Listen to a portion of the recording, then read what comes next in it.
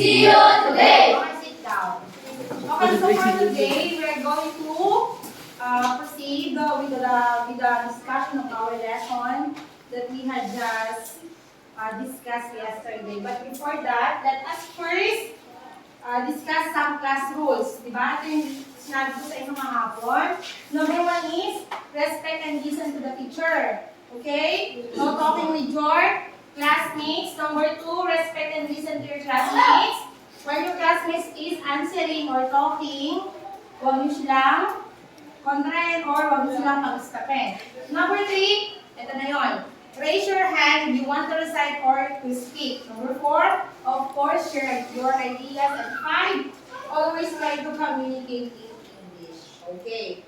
But before that, allow me first to ask you what was our discussion yesterday. Ano nga ba yung discuss natin kahapon? Yes, Joy. About water cycle. About the process of water cycle. Very good. So what are the process of water cycle? Erich, what are the process, anak? Can you give me one the process of water cycle?